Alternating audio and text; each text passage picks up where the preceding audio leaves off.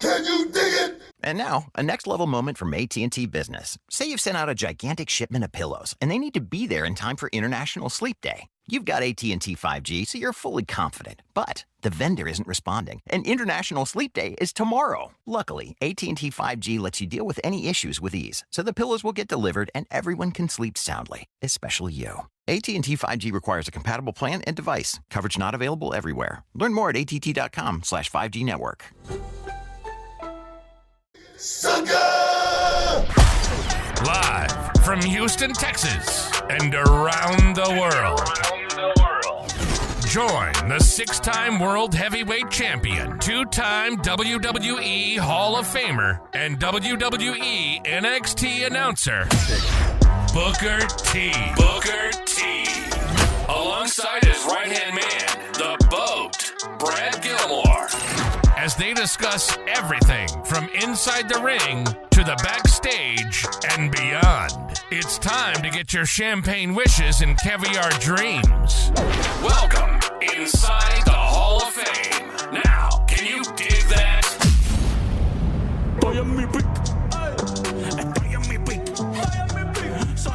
Oh, yeah, man. Welcome inside the Hall. I'm Booker T, 6-time world champ, 2-time Hall of Fame. I thought I just cut that off. I got my man Brad Gilmore here with me. Call him the BOAT. Right. I want to thank everybody for stepping inside the Hall of Fame, getting your champagne wishes, caviar dreams here today, man. How you feel, dog? How you feel coming off of an amazing weekend at Reality of Wrestling? You know, every time we have the Summer of Champions event, I have a big smile on my face the entire week leading up to it. This one in particular, because we had so much ready for the people of the Reality of Wrestling faithful. Sold out indoor attendance record at the Walker, Texas Lawyer Arena. We thank everybody who came near and far and stood for the entirety of the show if you had to. There was a lot to be shown that night. Of course, you had the Samoan Street fight with Zilla Fatu and Ryan Davidson. You had a hair versus hair match with Will Allday and Danny Limelight. 2 fatal 4-way title matches. An incredible tag team title match. The ending of a best-of-5 series. A steel cage match. A battle royal. I mean, could we have gotten anything more on the show? And then on top of that, you had Hey Miss Parker and the Pink Dream do battle in the co-main event. It was quite the night to see. It was. It really was, man. I know it's all over the internet, you know what I mean? And I know we live in the world of the spoilers and stuff like that, but I must congratulate Danny Limelight becoming the new Reality of Wrestling champion. He had been working his butt off, bought into what we're trying to do at Reality of Wrestling, and that is, you know, create the best show out there that we can possibly produce from a mom and pop. We're a small company. We're a small little company, Reality Wrestling, but we work really hard for our artists. And I tell you, man, everybody from top to bottom, starting off, like you said, with the cage match, AJ Francis and Chandler Hopkins going up there, man, and doing it like it's supposed to be done. Those guys, they really set the pace, and everybody pretty much stepped up after that. I want to thank all of my crew, and all the talent for really going out there and making Summer of Champions 11 something truly, truly special, man. And it was awesome. It was really awesome to see. It really was. Yeah, the event itself was definitely a spectacle. So if you were able to watch it on Title Match Wrestling, shout out to you. I wanted to ask you, though, something about shout out to Danny Limelight, by the way. Yes, new Reality Wrestling champion. AJ Francis able to retain his Reality Wrestling Glory champion. They still both remain at the top of their division. We have a new women's champion, new tag champs all across the board. A lot of titles changed hands, new Texas champ. But here's my question. How are your feelings, or what are your feelings on Mr. Tavion Heights? Now, Tavion's a hell of a talent. I mean, he really is. This kid, I've been showering praise on him for quite some time. And, you know, for him to step into Reality Wrestling and go toe-to-toe with my man Ed Stone. It was a hell of a battle. It was a hell of a battle. And Edge went out there and held his own as well against a guy that's on television right now that tells me Ed Stone definitely should get a spot, should get a call, perhaps get a tryout or something. That's what this thing's all about. Trying to get my guys to the next level. And Tavion Height definitely brought the best out of Ed Stone. What a fight, man. What a night. What a fight. Oh, yes. Yeah, man. Both those guys went in there, had their working boots on, their pro wrestling boots and their amateur wrestling boots. I know that Tavion is a gold medal winner, at the games, Pan Olympic games, and things of that nature. Pan American, excuse me. Incredible athlete. I mean, his chain wrestling was off the charts there at the very beginning of the show. So we had two NXT representatives. What did you think of Jada Parker making her reality wrestling debut? Come on, dog.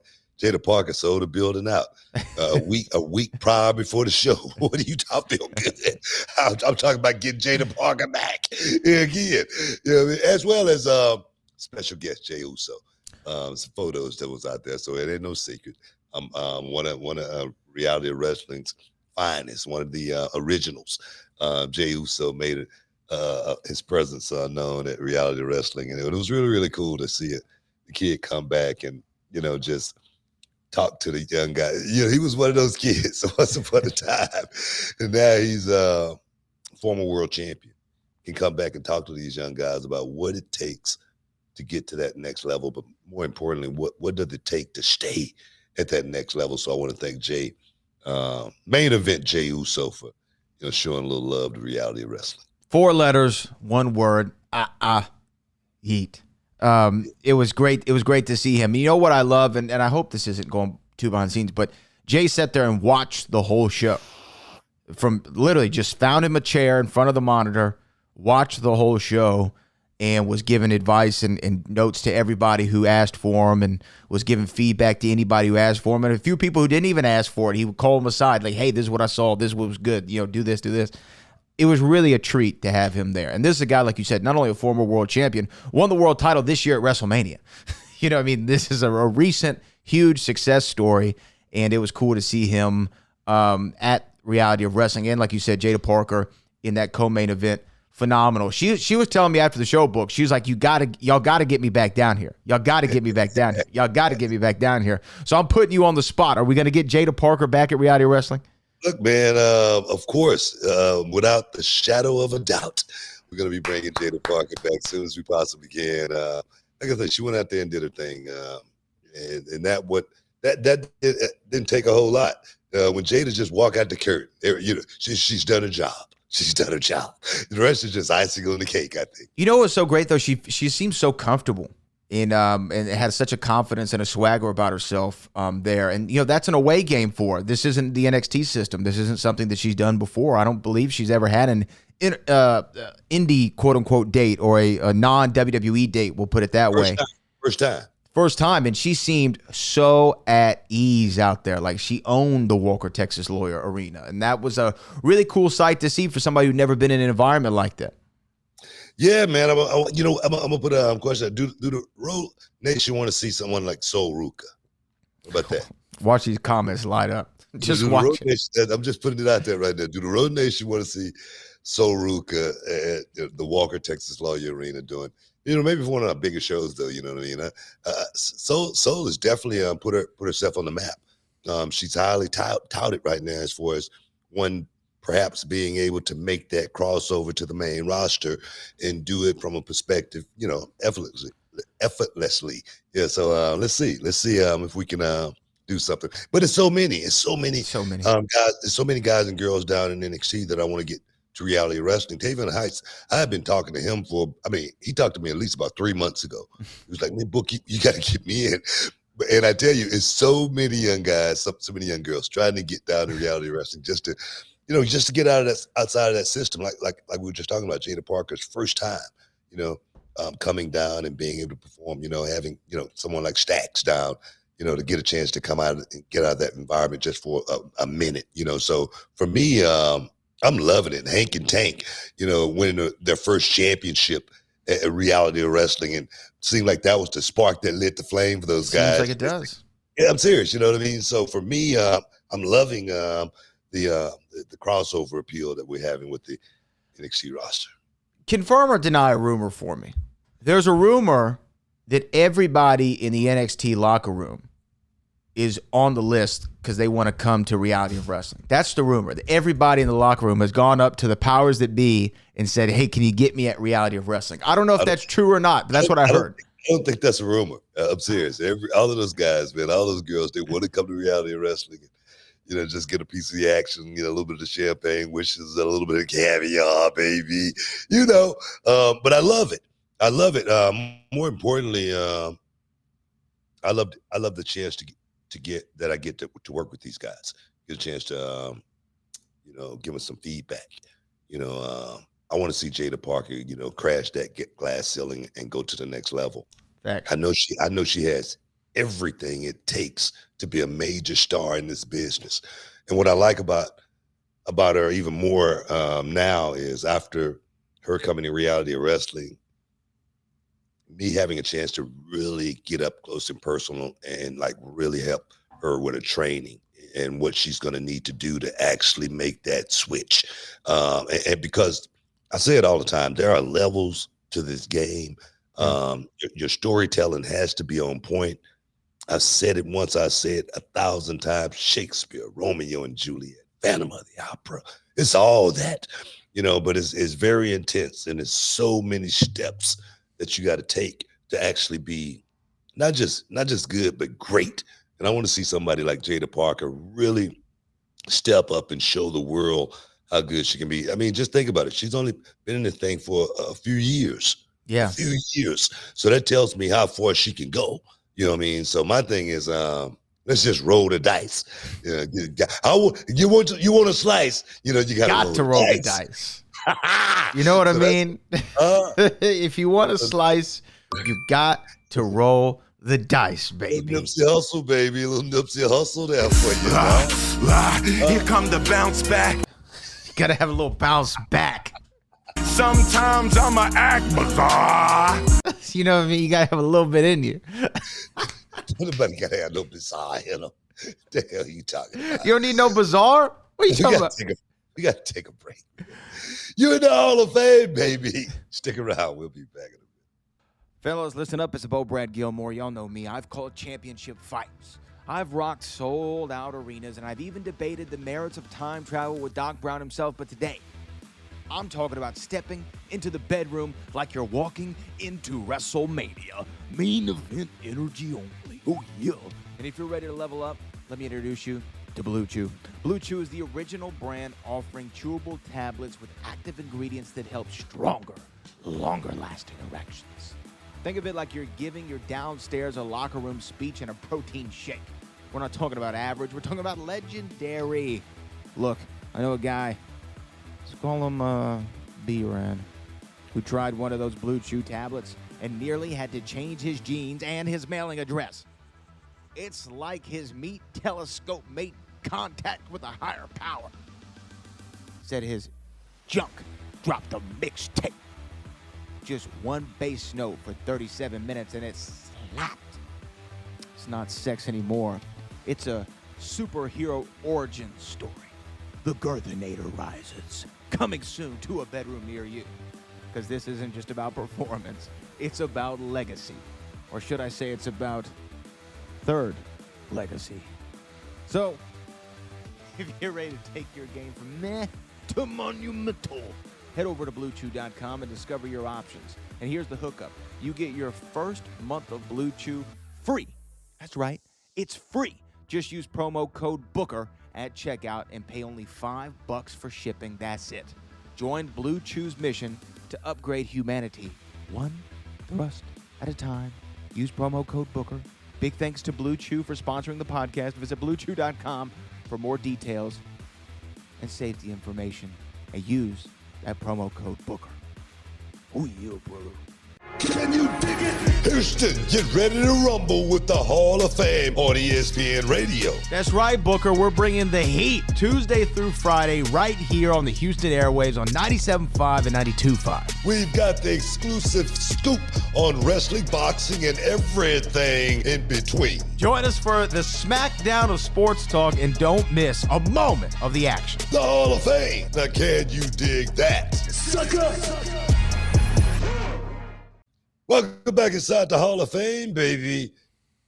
I'm your man, 6-time world champ, along with Brad Gilmore, the Boot. That's what they call him on his off time. But on another note, in the world of professional wrestling, you know how the world is. It's fluid. the world of wrestling is very, very fluid. Karrion Kross, Scarlett seem to have been released from WWE. I don't know if release or contracts ran out. Let's just say That's what they say. Ashanti, the Adonis, another one who contract ran out as well. Ashanti had been with the WWE for 6 long years. Wow. Yeah, I'm serious, man. 6 long years getting that paper, baby. Oh yeah. But every good things come to an end. But I say this could be the beginning for someone like Karrion Kross and Scarlett. This could be the beginning for someone like Ashanti, the Adonis. That's the way I say look at this, because the world is of professional wrestling is very fruitful right now. You can get that paper just about anywhere in the world with this thing that's going on right now. And I think somebody like Karrion Kross is going to be a highly touted free agent. Somebody's going to pick him up. I think so. But do you remember you and I talking about Karrion Kross? I don't know, a couple of months ago. Yeah. We've had a few conversations about Karrion. What in particular? I said, man, this guy got to do something. Yeah. He got to do. That was before the promo that he had cut. And then start getting a little bit of buzz, start getting a little bit of momentum. And I say, man, this guy got to do something, because if he doesn't, the sand in the hourglass is running out. The clock is ticking on somebody like a Karrion Kross. I didn't think. Then again, I don't know if this is a work or a shoot with this unreal world that we're living in right now. This could be. I heard they moved him to the alumni page. I even read on one of the sites that Scarlett is now taking indie bookings. Okay, so this thing is moving real quick. I said it's fluid. These, so do you think it's a work or a shoot with those two? Let's get that out of the way. Look, let me start by saying this, because I'm going to go on a limb here. But if they are indeed released, best of luck to them. I think they're talent. Do I think that there's a work or a shoot? I think that this is a work. I do. Only because we're living in this unreal era. And we talked about on the show, what do you do now to get the wrestling fans to buy in? You work the shoot into a work. That's my new phrase. We saw it with Seth Rollins. There was a little bit of a knee thing. They're like, hey, we could work this into a real thing and surprise everyone at SummerSlam. Boom, that's what happens. With this, WWE, on the same day that they get released or their contracts expire, Karrion's already got like a full interview documentary up. They take the music off of Spotify. He's moved to the alumni page. They've already got their emails and everything set up, ready to go to take bookings. They post the statement. It just all seems, and this is coming off of, there's one particular moment that made me go, At SummerSlam, I'm watching the pre-show, kickoff show, and they plug Karrion's book. He has a book out. Karrion Kross has a book out. They plug his book one time, and then he's cut some promo how they only plugged his book one time, on the kickoff show or whatever. To me, something smells weird about that, right? If some guy's on his way out, I don't care if I like him or not. I'm not giving you a book plug at SummerSlam. Let alone if I don't see. Go ahead. The thing is, nobody ever gets book plugs. No. You got a book plug because you gave yourself one. You're the only one who did it. You brought all your stuff at the WrestleMania one time and just was like, oh yeah, I got a comic book. By the way, here's my autobiography. By the way, here's this, here's that. So only Booker T would do that, but he got a plug at SummerSlam and then got a match at SummerSlam. Now, Ronda had her last match at SummerSlam, and we all knew she was on her way out. I get why you give Ronda a goodbye match. Ronda's a big name. She draws a lot of money. Main event WrestleMania, Royal Rumble winner, world champion, things of that nature. Crossover star. Karrion, to this point of his career, hasn't done any of that, right? Yeah. And that's no knock to him because I think he's a hell of a talent. But he hasn't done any of that. So why do you give him a marquee match at SummerSlam in this 2-night extravaganza? Why do you invest television time into this guy? And then they were chanting his name at the post show, and Triple H goes, they're like, we want Cross. And then Triple H goes, you want Brock, you got him. Like he no sells it. And I go, I don't know, something strange about it. I don't know, man. It could be exactly what you said as far as this work shoot thing, as far as this unreal era that we're living in. We're gonna have to really take. Like I said, I love it. I love it because now it's like playing fantasy football. Yo, we don't know. Everybody want a piece of the action. Everybody want to get in on the game. Everybody want to cut. So for me, I love what's going on right now. I don't know if it's a shoot. I don't know if it's I don't know if it's not, but it definitely has my attention more than anything. And for me, I think that's what professional wrestling is all about: getting the fans' attention, drawing them in, and making them feel something. That's what it's always been for me. Let me ask you this, because this is what we've discussed. This is how you kind of went out can get a work over in the business or whatever nowadays. But back when you broke in 90 and you're working in global and then you get to WCW, was there a vet or anybody who called you aside, you and your brother, or not even y'all were just riding up and down the roads making the towns, who was like, hey, let me school you on kayfabe. Let me tell you how we handle stuff in the business. Because, you hear those old stories of Cowboy Bill Watts, like if you get into a fight at the bar, you better win or else you're going to not have a job and you're going to get fired. You got to stand up for the business. Yeah. Heels and baby faces take separate cars. Like, was it still that intense when you broke in, and did anybody kind of give you the lay of the land? Yeah. Heels didn't ride with the baby faces or anything like that. Black Bart was, one of the guys that schooled my brother and I, and he made sure that he, put us up on game, from a serious perspective, because the game was still pretty serious at that point in time as far as kayfabe goes. Guys keeping the business very, very close to the vest. That's what they always just say, keep it real close to the vest, brother. It's one of those type of deal. It really was, this business what really was at one point in time like a secret society. It really was. And you had to have had to go to that door and have the credentials and everything to get in. I'm serious, man. You just couldn't walk in the back, like it is these days. It really was a serious deal. And did you feel like you had to uphold that? Like did anybody ever try you? Because you hear those stories of people trying the boys at a bar or whatever, or, hey, we know that thing, it's not a real thing or whatever. Did you ever have any of those interactions with people? Well, ironically, I never had a problem like that in a bar or anything, with a fan coming up to me or just somebody in the bar that want to try the wrestler.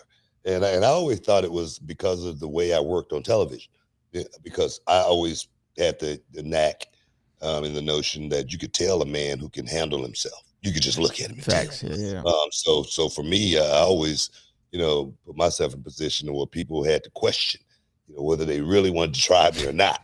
So no, I never had any of those problems, and I've gone to, some of the darkest places. I've been in some of the, the meanest, nastiest ghettos, and I think it's a respect issue too, because all of those young guys that are in those ghettos or in those dark places, they know that I pretty much walked in those same shoes that they walked in, so it's right. a respect. I always wondered what would happen if I was getting robbed and the guy recognized me. He probably said, "Oh, look, I'm sorry, dog. My bad, man. My bad, dog. Let me get this back to you." It's a respect thing when you come out the hood. It really is. This is not really related, but somewhat. I remember my dad telling me this story back in the day where he was a Taekwondo guy, right? He got the black belt or whatever, and they would go to this Chinese restaurant. It was not in the greatest part of town, right? They would go there, and it was kind of also a local cop shop where the police would eat late at night and stuff because it was open all the time. Anyway, table full of black belts sitting there eating all in their gis still because they just finished with their workout. Got a table full of cops, and two guys come in and they try to knock over the Chinese restaurant. They try to rob the host stand. And then my dad said it was like a scene from a movie. They turn to the left and they see a table full of black belts and a table full of cops. And the guy goes, "God damn it." Like they knew they were screwed. They're not getting out of this thing alive. Wrong night. Wrong night. We cased this joint for 3 days, but we didn't see this coming, Timing's everything, man. Timing's everything. That's like, I can't imagine like trying to rob somebody and it's a pro wrestler, especially one you grew up like a fan of. That would be an interesting, wouldn't be good. Because didn't that happen to Hacksaw? Didn't someone try to rob Hacksaw?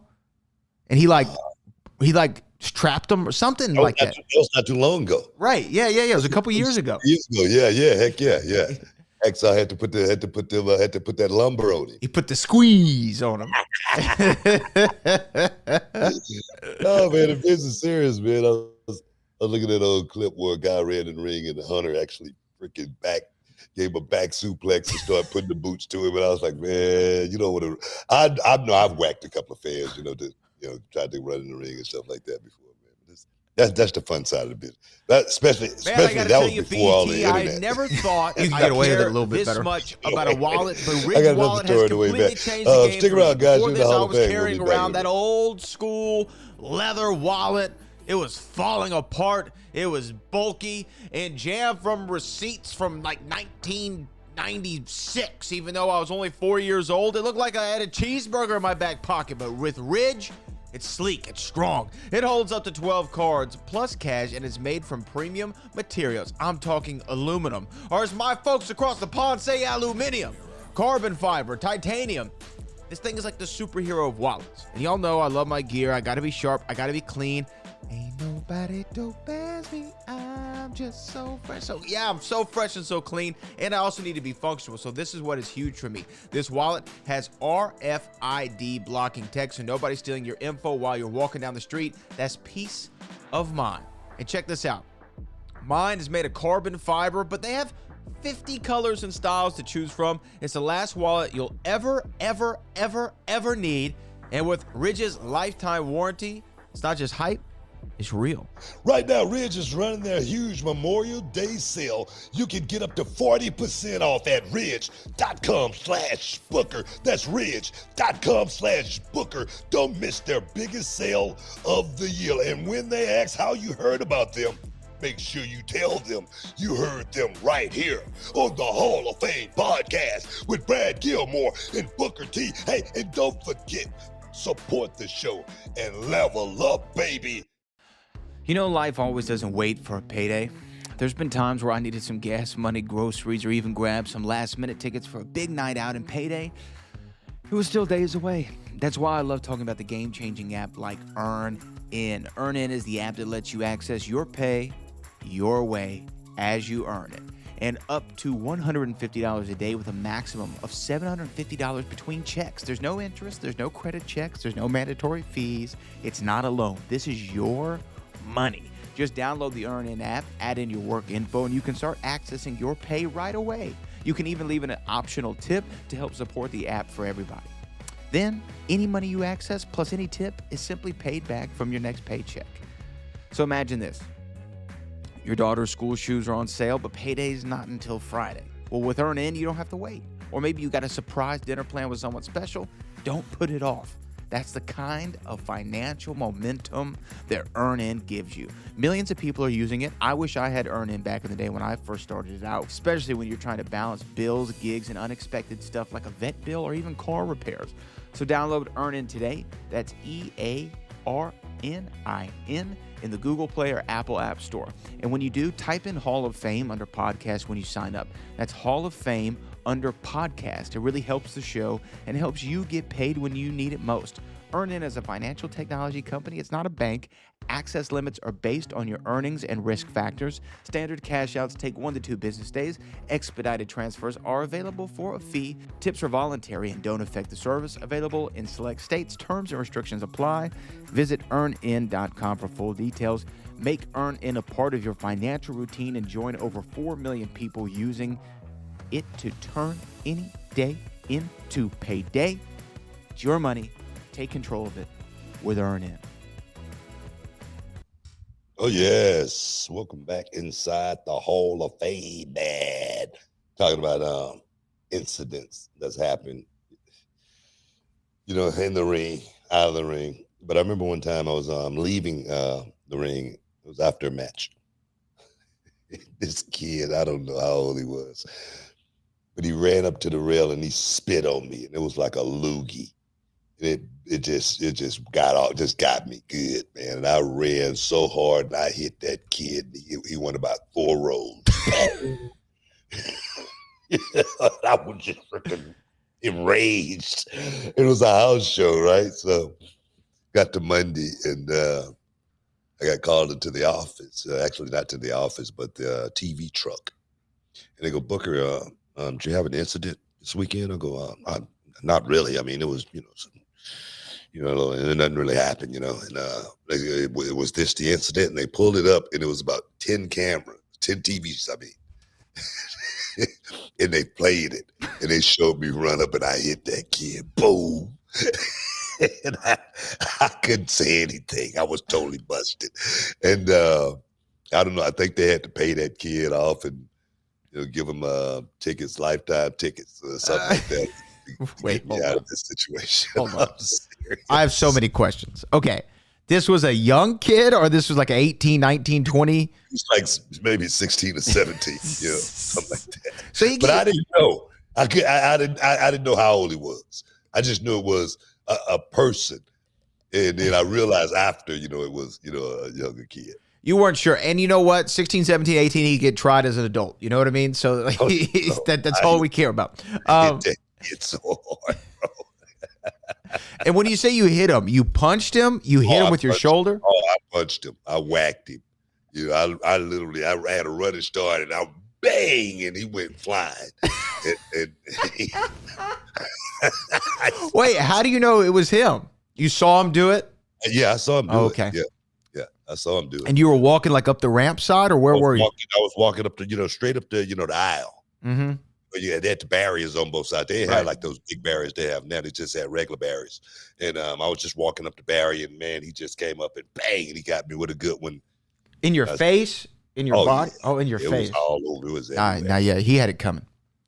Yeah, I whacked him so hard, man. Wait, so okay, then they show you the Zaputa film, right? Where you're sitting there and you see all the 10 camera angles. This is like the Kennedy assassination. And who shows this to you? I don't know, Kevin Dunn or somebody Kevin like that. Dunn. Yeah, why'd they have cameras at the house show? They filmed everything. They filmed it. Okay, they filmed the house shows back. I didn't know it though. I didn't know. I didn't know they would. They were gonna have footage like that. So did you get a fine or anything, or just a don't let it happen again? I didn't get fined. I just was. I just made sure I was up. I was put on notice. As far as something like that ever happened again. And what year was this? You think?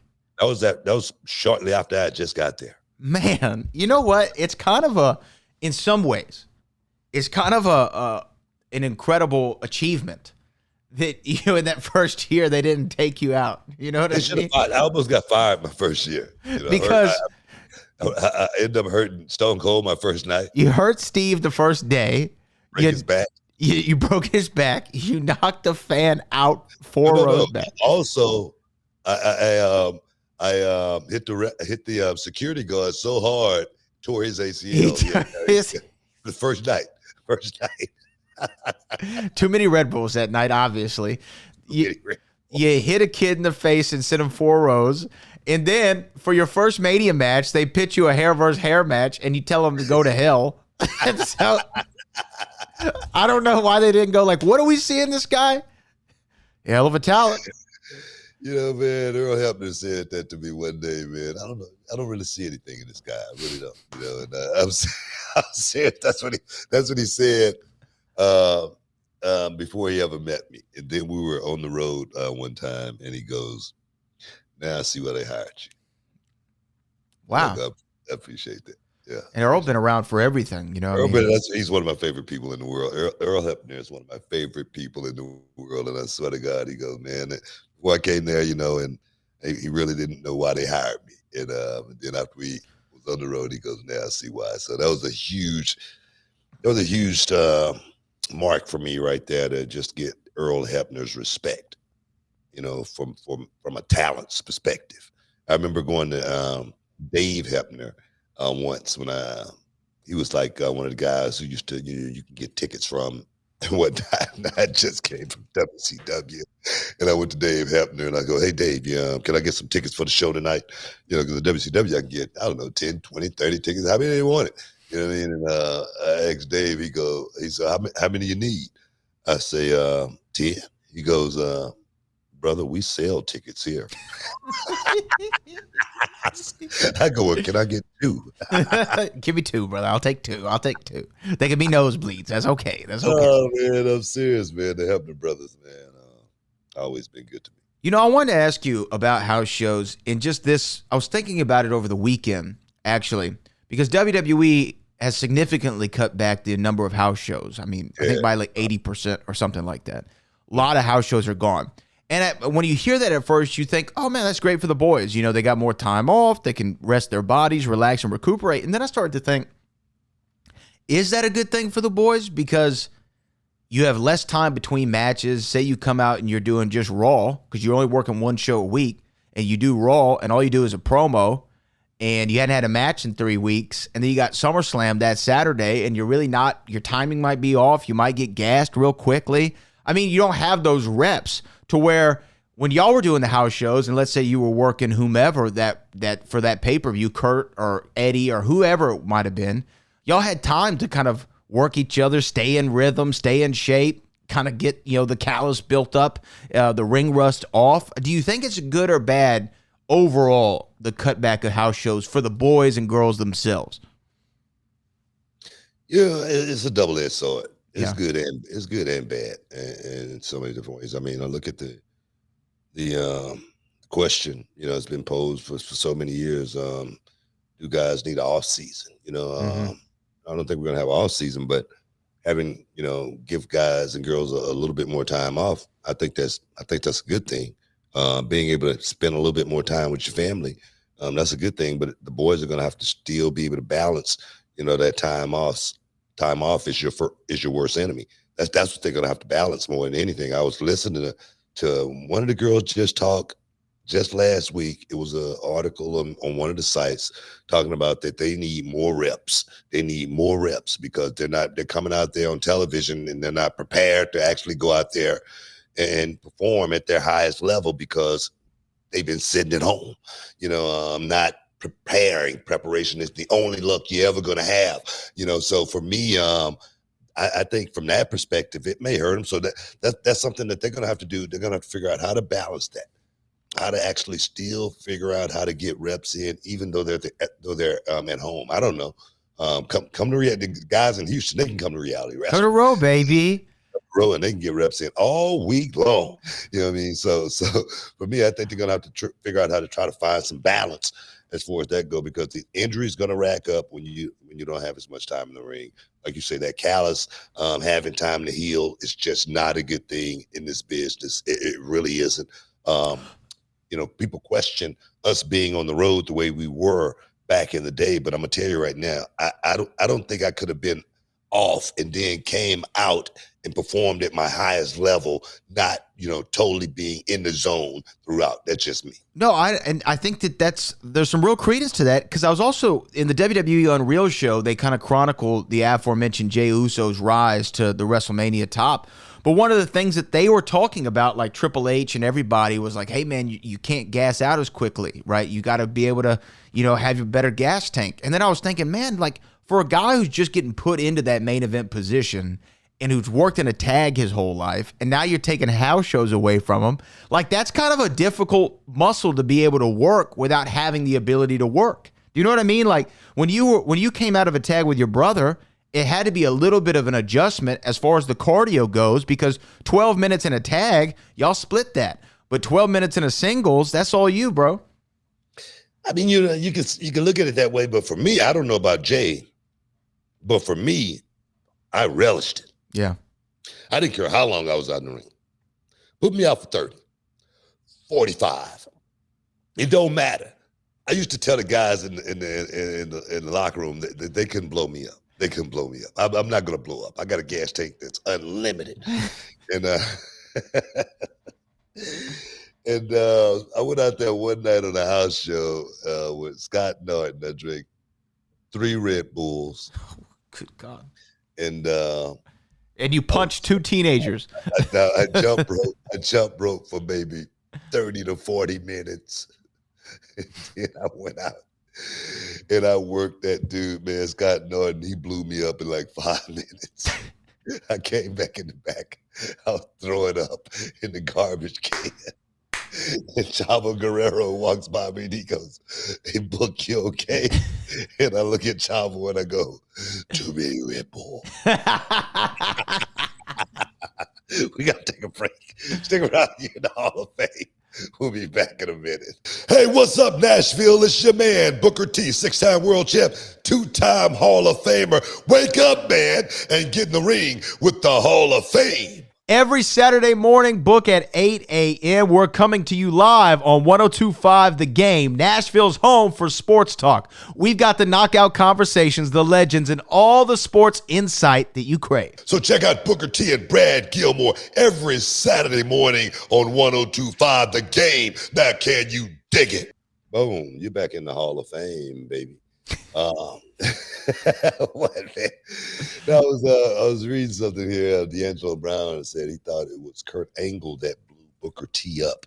And I'm gonna tell you right now, no, it wasn't Kurt Angle. Nobody never blew me up other than Scott Norton. That one time, that was the only time that I can recall ever blowing up inside the square circle. I mean, that was my forte, that I could go all night long. That was my thing. But just that night, I think it was I don't know what it was, but I blew up big time. Too many Red Bull, brother. That's all it was. One too many. Hey, let me ask you this, because you and Sharmell, y'all been married now, what, 20 years? 20 years, man. 20 look years. At that, man. Look at that, man. And you know when you got one, right? You got a queen. Y'all have held it down thick and thin, figured it out, right? You know Sharmell's a rare breed. She doesn't come around every day. We're talking about Miss Black America, for damn sake, right? Yeah. Mm-hmm. Did you see what my guy, you remember David Justice, who played for the Oakland A's, baseball player? He played for the A's. Okay, my bad.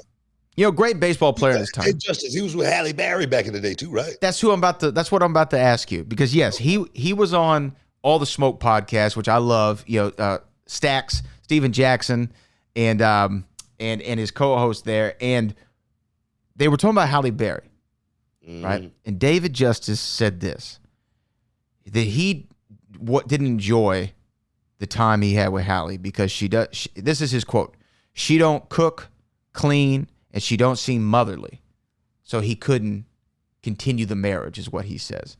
Now, okay, go ahead. Here's my question. If you had Halle Berry at home, right, do you expect Halle Berry to cook, clean, or act motherly? Is that what you're looking for from Halle? Or do you know when you got a 1 in a million? Because David Justice, we wasn't a bad-looking cat back in his day, but come on now. We're talking about Halle Berry. We're talking about the all-time dime, #1 on the all-fine list, starting point guard on the all-fine NBA team. I mean, come on, man. Did you need her to cook and clean? What would your advice be to Dave Justice? Do you say he did the right thing, he got out when he needed to? Or you would say, come on, brother, we gotta work on this? Well, I'm going to respond to that. As far as the cooking and cleaning, all right? Yeah. I told my wife, when I married her, I didn't marry her for cooking. All right. You know what I'm saying? I didn't marry her for cleaning. I mean, even though, we're going to keep the house clean, motherly instincts is something I don't think you get that until you become a mom. Right. You still a hottie biscotti until that time come. Am I right or wrong? Exactly. And that's the way I'm gonna want my wife to act like a hottie biscotti until that time come as well, right? Facts. I might not want her to act like a hottie biscotti once she have a couple of kids running around, right? Right. You know what I mean? But I'm still gonna want her to be hot. You feel what I'm saying? So no, man, I think Dave Justice, is he alone right now and right now sitting and watching those those 4 walls, I think he might. I don't think I'm not sure if he's married or not. I say, it's staring at the walls of silence. That's what Dave is doing right now. You know what I mean? And missed out on all of that good love from Halle Berry. Halle Berry? Are you kidding me? Are you kidding? You don't look here. You don't let that one get away. You don't let that one get away, man. And we're talking about, you got DoorDash, you got Uber Eats, you got all that. Get you a DoorDash Dash Pass, get you a subscription, get you a Roomba vacuum cleaner that does it by itself. You know what I mean? You don't need it. When you got that much money, you can get a shelf. That's what I was wondering. I'm like, y'all got that kind of money, you go out to eat every night. You're a multimillionaire baseball player. She's got money. She's an actress. What, you mean you can't hire someone to meal prep and a maid? What are we talking about? I mean, maybe he just want to have a woman in the kitchen, bare feet and pregnant. Maybe he old school. Maybe he's old school. Maybe that's it. But like I read that quote and I was like, hey man, that's one you could have kept to yourself. Let me tell you something, man.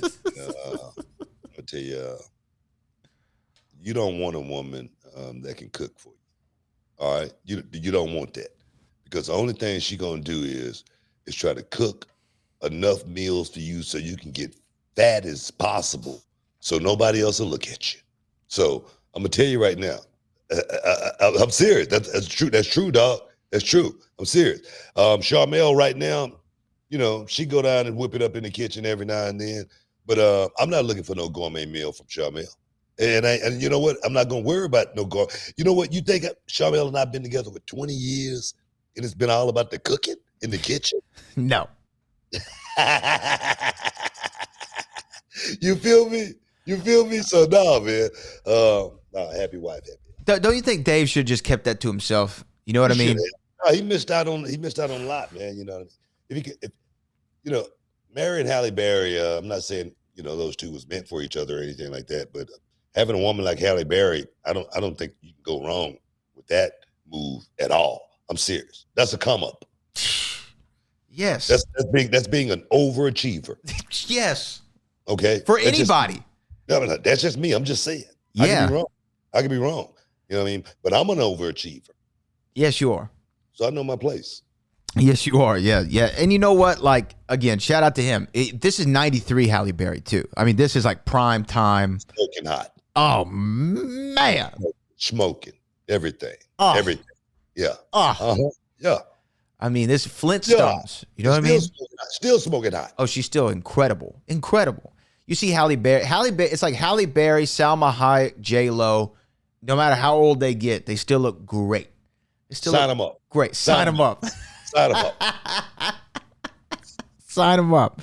Hey, we were having we had a Fatal 4-Way tag match on Summer of Champions, and I was talking to one of the participants, Jonathan Vega, and we were talking about the match ahead of time, and he was like, man, I watched this match that had like the Basham brothers, I think Shelton and Charlie, and then Rene Dupree and Kenzo Suzuki. There was those three teams, and then the other team was Booker and Eddie were tagging together. There's like on a random SmackDown, right? And he's like, I watched that to kind of, you know, figure out some stuff for the Fatal 4-Way, and I was like, I don't remember Booker ever tagging with Eddie. I don't remember that. And I looked it up, and you did, but I was wondering, do you remember tagging with Eddie Guerrero? I remember tagging with Eddie. We were doing a lot of stuff with Eddie. Eddie and I was paired a lot of times together. I mean, I don't remember specifically what, but I do remember being in the ring with Eddie, singles against Eddie as well as tag. Yeah. I remember y'all singles matches, and I remember like a few Fatal 4-Ways where y'all were in there, but as singles, individuals. But I don't remember y'all tagging. Does anything come to mind when I say Eddie and tag? Oh, not at all.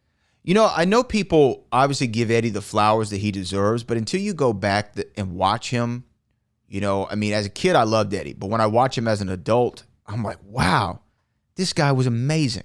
I mean, even the innovation of coming up with the chair spot, which AJ and Dom just did at SummerSlam, where you smack the chair on the ground and then throw it to the opponent and then lay out like he hit you. Yeah. That's so innovative. It's so Eddie, smart. Nah, Eddie was a great entertainer, man. He knew the business. He knew it like the back of his hand. You know, lie, we cheat, we steal. You know, a lot of people would have taken offense to that, but Eddie knew exactly what the money was, bro. He knew exactly what the money was, and he played to it in every facet of the game. And he was such a smart dude. I remember seeing Eddie for the last time. We were on the rental car bus and going to drop the cars off. But dude was good. He was really, really good. Y'all were just like, just chatting that day or something, or? Yeah, just chopping it up like we always do. You know, Eddie was in a bad mood, and he just was ready to get off the road and go home, and I remember that day so vividly. Me and Charmaine talk about that all the time. He was just incredible, man. And I feel like, obviously, his life was unfortunately cut short. But had he continued in his career, he's already given his flowers. But I think if he had a back nine of his career, we might be talking about him in Rushmore conversations. That's how good he was in every aspect. You know, I like say like Macho was the quintessential wrestler because he checks every box. Same as you. Same with Eddie. Like, great promo, great baby, great heel, great in-ring, great entrance, great music, iconic lines. Like, everything you look for from a wrestler, he had. Yeah. Nah, man. Eddie Guerrero, you're not going to find a better, performer than that dude. The time that he got a chance to spend over in Japan, all of those matches was just amazing. All the stuff that he did in Mexico. Eddie was a guy that was so international. He was so versatile. He could do it all. He could do that lucha wrestling, but he could do American style just as easy. And for me, losing Eddie was that was a huge loss, man. God, man, that was a huge loss. Losing Eddie. We were just getting ready to go overseas. And I remember being at the arena. We was going from the arena to the airport, and we found out, man, totally upended everything for us, man. That dude been missed for a very, very long time. We miss Eddie, seriously. Hey, man, we got to take a break. Stick around. You're in the Hall of Fame. Boom! Welcome back inside the Hall of Fame. Hey, man, big fight going down UFC 319 this weekend. Duplessis versus Chimaev for the middleweight championship. And for me, that's a big fight. That's a big fight. Duplessis versus Chimaev. And I'm going to tell you, man, that South African, he's a dog. Yeah, bro. I'm serious. He's a dog. It's not going to be an easy fight for Khamzat Chimaev to actually just walk in there and walk through Duplessis like he's done with so many guys. And as well as, I think Chimaev, some of the guys that he's fought, have kind of like exposed him a little bit. Mm-hmm. He's not that killer like people thought. He's not a guy. He's like when Rocky hit the Russian. He's a man.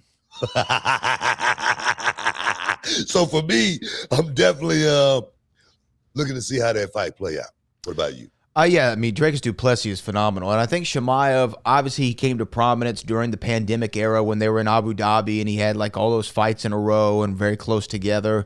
And he is a force. He's a good fighter. I do think that there's been some flaws in his game that has been exposed, especially in terms of his gas tank. And some of his stand-up isn't as strong as people think. This du Plessis guy, I'm telling you, it's DDP. That's the real guy. That's the one you want to hitch your wagon to. I'm not a odds maker, but I haven't looked at the odds for UFC 319 this weekend. But if I were making the odds, I think they highly favor the champ because of his expertise in that octagon, man. He is really that damn good. And in the middleweight division, there are not too many people who can do battle with him. I mean, obviously you have Israel, but Israel kind of has been hovering from middle to light heavy, and we don't know exactly where he's at nowadays. And Dricus is the heir apparent, in my opinion. I don't know, man. I think Chimaev, he's got a hell of a chance at winning this match. I don't know what the odds are, but I'm about to look him up. If I was to guess, I would say this is an even fight. If I was to guess. So, according to ESPN Bets, Dricus du Plessis is the underdog at plus 180 to Khamzat Chimaev's minus 220. See, I don't agree with that at all. You know what? Like I say, I can see that. I can see that. And the reason why is Chimaev is a hell of a wrestler, and he's got great hands. That's the one place that du Plessis has been able to work with guys like Israel Adesanya. Just go back to their last fight, getting to Izzy's back, getting Izzy to tap. Izzy had that fight won. I really thought Izzy was going to walk away and then right at the last minute, it was snatched away from him. I don't think that's going to happen with someone like Chimaev because he is such a dog in every dimension, every facet of the game. That's just my opinion. Let me ask you this. I want to ask you, I'm going to read some names. I want you to tell me if you think Khamzat Chimaev is better than these guys. Do you think he's better than Derek Brunson? Oh, yes. Okay. Do you think he's better than Robert Whitaker? Yeah. Do you think he's better than Sean Strickland, excuse me. I'm going to tell you right now, you talking about Chimaev? Yes. I think he's better than all the guys in the division. You think he's Let's better? just- You think he's just- better than Israel Adesanya? Oh yeah, I think he'll beat Israel because he's a different type of fighter. He's a pressure fighter. He's not going to let Israel do any of the things that Israel like to do in a fight.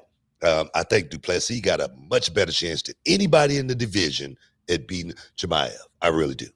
Well, we'll see. We're going to see what happens UFC 319. And you know what? For the UFC fans and WWE fans out there, I know I saw a super chat about it that we're going to get to, but there's No. Before you even get there, can you name the co-main event of this card without looking at it? No, I can't. Who is it? It's Leon Murphy versus Aaron Pico. Oh, man. Let me pay the $80 for the pay-per-view right now off that fight alone. Take my money and run, UFC. TKO, baby. Now, go back to your point, and then we can definitely talk about it because I'm like you. I've been watching the super chats, and a lot of people really want to delve into this pay-per-view thing. So, well, yeah, I know that there's a lot of consternation among some of the WWE universe, and we'll talk about that in just a moment. But the UFC did announce a landmark deal today with Paramount and CBS that they are going to be moving their entire fight catalog over there to Paramount Plus, which is a subscription service that I think people don't talk about. I got it. Paramount's great. I got Paramount. Paramount Plus is great. Are you saying I'm not gonna have to spend any more money? I can just boom, click on UFC, and that is Exactly. No pay-per-views. You don't have to pay the $80 for the pay-per-view. We don't have to get a link from our hookup anymore. We can just turn Paramount Plus on, and every numbered UFC event, every fight night is going to be on Paramount Plus, and some of them are going to be broadcast on CBS Network, Channel 11. It seemed like the old Wide World of Sports on Channel 13 back in the day. Yeah. That's what it's like to me, man. So I'm loving it. I'm loving every bit of it. You'd see Muhammad Ali on Channel 13 fighting for the heavyweight championship.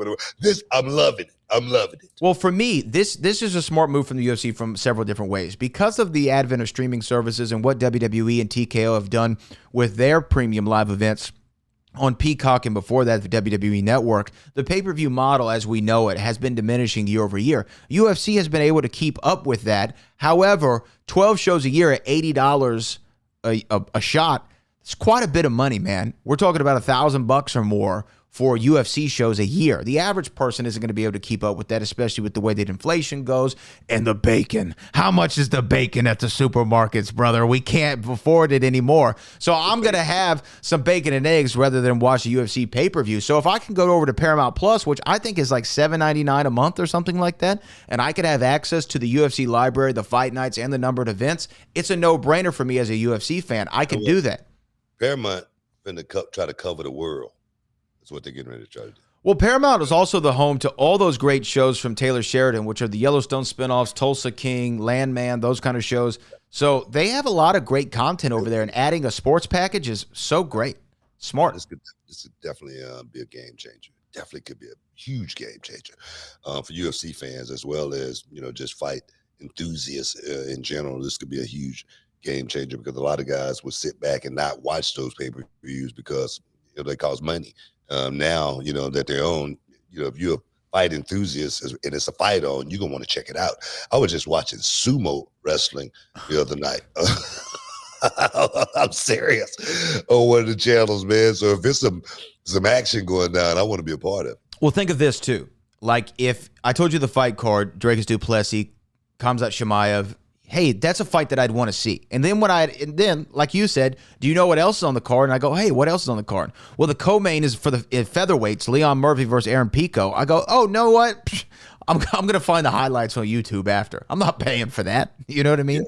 Yeah. Jared Cannonier and Michael Venom Page. That's an interesting fight.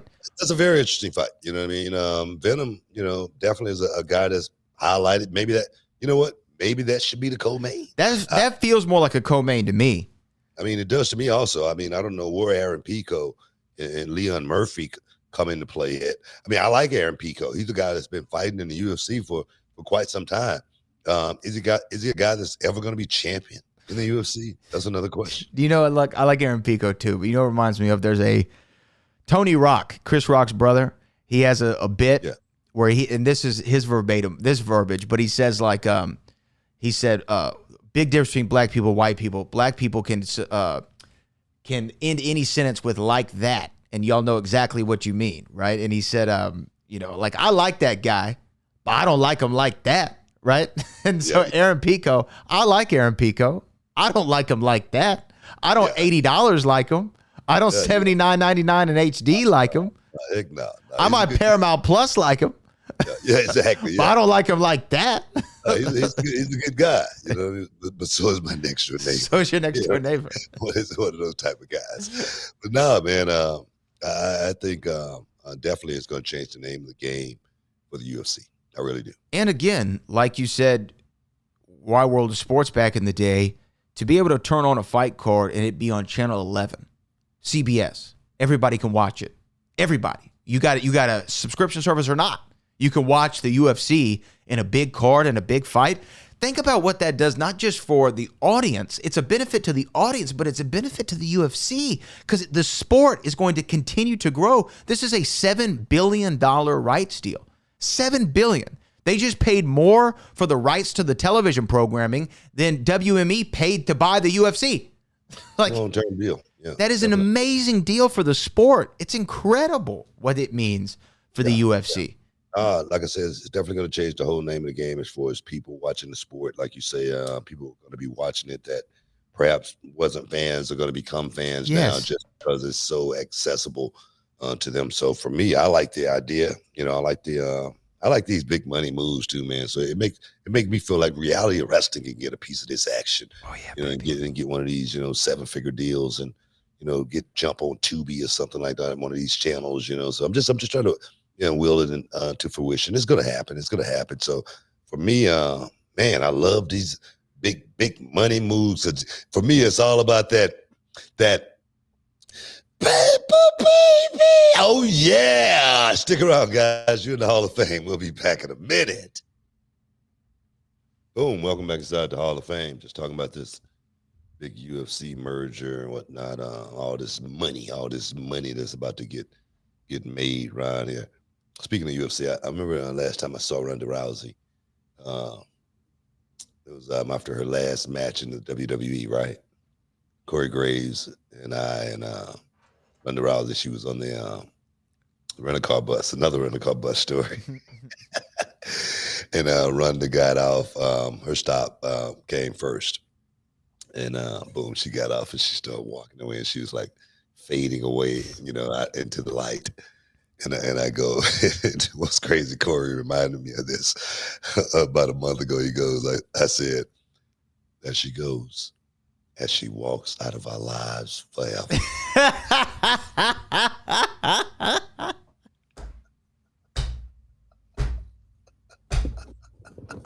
I don't know why I said that. That's funny. As she walks out of our lives forever. That's funny. Oh man, I like Ronda. Man. Shout out to Ronda Rousey. Shout out to Ronda Rousey. Shout out to Ronda, man. I wonder if we'll ever see a here comes the bounce back for Ronda Rousey. I hope so. You know what? I don't know. Not in the WWE, maybe, perhaps. Yeah. We'll see. Perhaps. Yeah, not in the UFC. We do have some super chats to get to. This is our final segment of the day. If you have a super chat, go ahead and send it on in. If you have a question, comment, or concern, Booker and I will read it right here live on our broadcast. Our first one super chat comes from Mike Woodson. My mama said if a man beats you up and rob you of your sneaks like Bronson Reed did to Roman, you go to their house and fight back until you get him back. Yes, the tribal thief, the man who rocks the Shula Fala, is now Bronson Reed. He took his sneakers, man. He took that man's sneakers. Hey, man, you got people talking about it, right? Mm-hmm. So that's the only thing that matters these days is clicks. All right? Clicks. I like how they call it the Shula Fala because the Ula Fala is what Roman was wearing. Now they call it the Shula Fala because he got around his neck. It's really great. I don't know who came up with that, but give him a raise. If it's a fan, give him some tickets. That's a great thing. Super chat. Pyrus Wrestling says, I asked Grok today on X if Booker T and Steve Austin had that supermarket brawl today, which aisle would they destroy first? And it said the kombucha section. Okay. Go. That's cool. What, man? I wonder about the grocery store fight. I wonder if it will work today. That's what I wonder more than anything. I wonder if, No. that would actually work today. If Steve Austin and I don't know. Well, I think it takes the talent. I think it takes the talent, more than anything to pull something off like it's that. all about the talent, and you and Steve were the right guys to do it. Y'all were just the right people to do it at the right moment in time, and people forget there's a build up to it. You and Steve have been going back and forth, but that whole night, had been a build up. And you know what? I'm glad you brought that up real quick. I want to ask you. I can't remember what it is you said, but you were talking to Vince on the cell phone. You were talking to him on his phone, and they had a voiceover of you in the arena. And whatever you said to him, he broke, right? He broke character. Do you remember this? I remember doing it. Like, I can't remember what I said, though. I don't remember what you said, but you remember he broke character. I'm sure you've seen the clip. And I've never seen him in any other instance ever break. But that was the one time. And I don't know if you wear that as a badge of honor or anything. That Look here, bro. I used to make that dude crack all the time. I was one of his favorite people as far as a guy that was going to go out there and entertain, no matter how little it was. He always said, "Man, you got me." It was always one of those type of deals, So it was a badge for me that I carried for a long time to try to make him pop on the regular. Yeah, it's always good when you can make a guy who's seen everything pop. You know what I mean? Yeah. Super Hefe Pilot says, "What's up, King Booker in the boat? I'm on my way this week. I'm definitely ready to meet, and I'm going on this apartment tour. I'm hyped coming to Row. I can't wait. Okay. From Durham, North Carolina to Houston, Texas. All right, baby. That's welcome to the H. About. Jet, what Jeep Pilot? Hefe Pilot. Hefe Pilot. Hefe Pilot. Okay. I'll tell you what. Get on down to Reality Wrestling. We've been waiting on you. We just coming off of Reality Wrestling, probably the second biggest show of the year next to Christmas Chaos. I don't know. It's a competition. I don't know. Summer Champions might have it. It's a competition going right now. But get down here, bro. We waiting on you. We gonna make room for you. Cali Toenail with our next one. Super Chat. Give us some Roni, brother. Oh, yeah. That's my favorite thing. Cali Toenail says, "After all is said and done, I want to see P Nasty at Reality of Wrestling. Maybe we get Nia at some point to take her under her wings and make her new dominant woman." I like the sound of that. There you go. I like the sound of that. I plan on getting a lot of the LFG, pretty much, all the ones that want to take that trip down to Reality of Wrestling. I want to get all those guys down here. Anthony Luke, my boy Harlem Lewis. I definitely want to get him down here because I think he's a monster. I think he is the next big thing. So for me, I could see P Nasty coming down. She's one of my students as well. I didn't get a chance. I mean, she was stolen away from me, in season 2 from Michelle McCool, but she's still one of mine. She's still P Nasty, baby. Let's see. D'Angelo Brown. Super Chat. Says, thoughts on Braun Strowman slamming WWE, saying it was a stupid business decision. Now, D'Angelo, I do not know the context of this. So you're asking us to just take something on a whim. I'm assuming they're saying that Braun said it was bad business to let him go. Well, I mean, a stupid business decision can be interpreted in several different ways, it could be said, man, it was a stupid business decision. They had to make that, it was a decision they had to make. You know what I mean? That could mean anything. I don't know if Braun Strowman was slamming WWE or not. You know what I mean? If he was, people are allowed to have their opinions. That's just the way we live in the world we live in these days, as well as, social media, gives everybody that ability to, voice their opinion.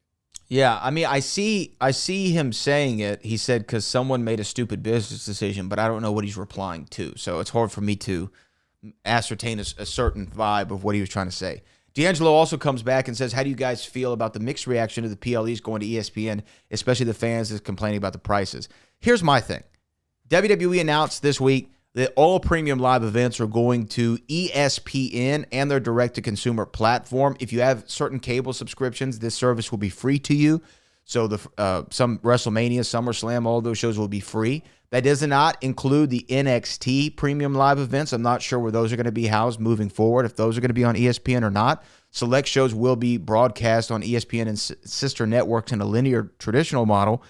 And they paid them, what was it, like $300 million a year, $350 million a year to just be able to broadcast the premium live events. Look, if you would have told me that WWE would be on ESPN, covered like a real sport, covered and given the same prestige with programs like the NFL and the NBA and Major League Baseball, I would have never believed it. And as ESPN representatives, I know that we are, so I'm sure people are going to be like, oh, you're shilling for the company that, gives you a W-2 or whatever. But to me, WWE on ESPN, that's an awesome move. It's an awesome move, and I love it. I love that they're going to be on the worldwide leader. It makes sense to me. I understand some people are like, oh, $29.99 a month if you don't have a cable subscription. I have a cable subscription, so maybe I feel a little bit differently about it. I don't know if you have, but look, WWE, they got the paper, baby. They got it. They got some money. This is the way I look at it. $30 a month. I mean, $30 for pay-per-view, right? That's a dollar. That's $1 a day. Just stash $1 a day. Yeah. Somewhere. Just $1. One. And that pays for the pay-per-view. You won't even miss it. You won't even know. You won't even miss it if you just stash $1 away a day. 4 quarters. You can find just 4 quarters and stick them in a corner somewhere. And just do that once a day. You're not going to even miss it. Trust me.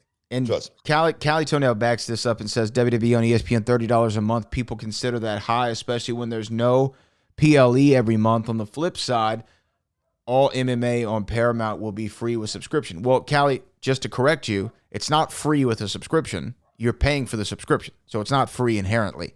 But what you're saying about the PLEs not every month, look, you're getting 12 nights of content over 10 PLEs. I remember when I used to pay for WrestleMania for $60 a month, and I am a sports viewer. So again, I think I'm not the target audience for this book, because if I didn't have an ESPN subscription, I would subscribe to this direct-to-consumer platform, because that's how I watch television now. I don't watch it in a linear model anymore. But if you're just a WWE fan, maybe it's a lot of money. I understand that, but look here. Either way, you're going to be spending some money. I mean, whether it's Paramount, whether it's ESPN, I mean, it's a lot of hidden fees and charges that we don't even know about. You just enjoy it. It's like it's $30. Yeah, it's $30 for a pay-per-view. I think that's very, very reasonable. $30 for a WWE event. And you're not just getting the pay-per-view; you're getting access to the entire ESPN app. For other sports, NFL, NBA, MLB, First Take. If you're a sports fan, it's worth it. If it's a sports fan, you're for sure worth it. John JID99 just said, what? Adam Khan became a new member to the channel, so we appreciate you, Adam. You don't mess with my little privates, man. Salute to you. Baby. You're one of the little privates now. And then finally, Men Melchild Jones says, I don't want Stephen A. Smith calling matches. Oh, man. Now, Stephen trying to keep everything going right now at First Take. You know what I mean? He's trying to make sure everything's on point. Everything's been a little shaky. That boy Shannon out of there. You know what I mean? Shannon had to take exit stage left, and right now we say, hey, we got to keep the wheels on the ground. We got to keep the ball rolling. We ain't got time to be slowing down right now. So let's keep everything copacetic. So that's what I see. Yeah, well, those are our super chats for the day. Unless you have anything else, Book, I mean, we're about to ride off into the sunset, never to be seen again. She walks out of our lives forever. There it is. All right, man. I want to thank everybody for stepping inside the Hall of Fame, getting your champagne, wishes, caviar, dreams. Brad, as well, always, the heavy lifter, man. We appreciate you, all the time. Yeah, inside the Hall of Fame, and all you guys, man. There again, wouldn't be no Brad Gilmore and Booker T here inside the Hall of Fame if it wasn't for you guys. Facts. It's all about people. Oh, yes. Till next time, guys. Peace. We love you. We out.